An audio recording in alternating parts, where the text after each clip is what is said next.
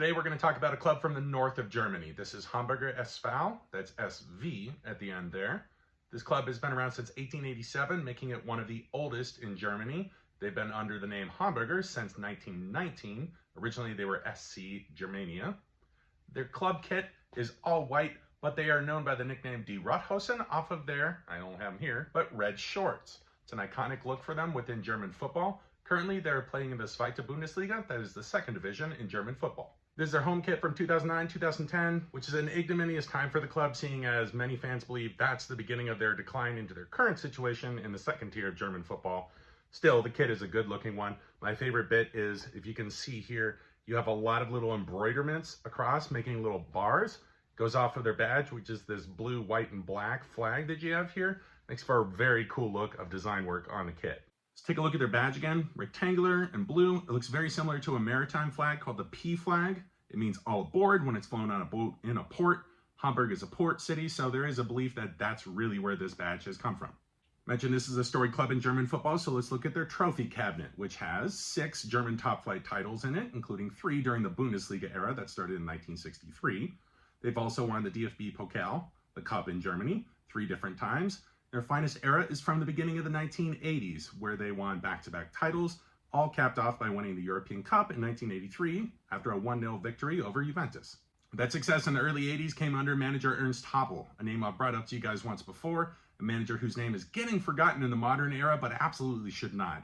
He had a lot of success across many different leagues and clubs in Europe, and a big portion of it came with this club. Let's talk about rivalries. There's 2 you need to know for this club. The first is the largest match in northern German football, that being with Werder Bremen. This is the Nord Derby. The clubs have a fiery relationship. A lot of it focuses on a murder that occurred between the clubs in 1982, where a fan of Bremen was killed by a far-right supporters group of this club. The other things that have pushed it back and forth were that 2009 slide that I mentioned for HSV that started with 4 defeats against Werder Bremen in about 3 weeks, both through 2 different competitions.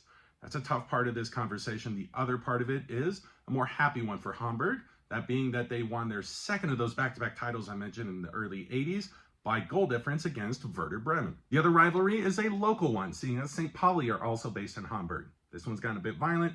Supporters have spilled out into violence in the streets in the last few seasons, especially with the 2 clubs based in the same league. It's also got a connection to the Old Firm Derby in Glasgow in Scotland. Unintentionally, the 2 clubs have kind of divided sides on it. Since the 70s, HSV supporters have been friends with Rangers supporters, and completely disconnected, Celtic and St. Pauli have made connections together. 2 pieces of trivia for you are that the current stadium, the Volksparkstadion, has a graveyard nearby where supporters can be buried under turf from the previous stadium.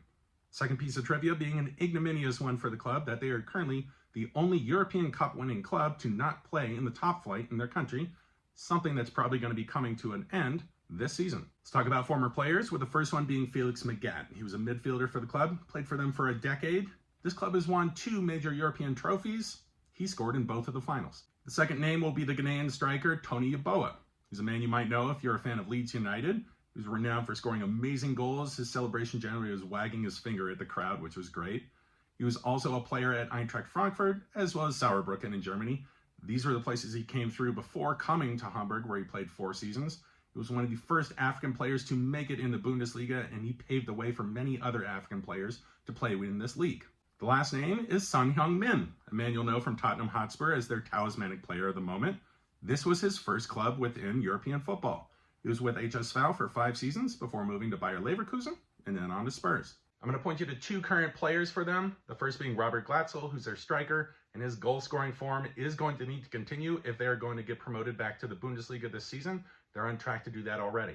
The second is Laszlo Benes, Slovakian international, and a man that is their offensive engine from the midfield. He's going to be a key player as well as Glatzel in their push for promotion.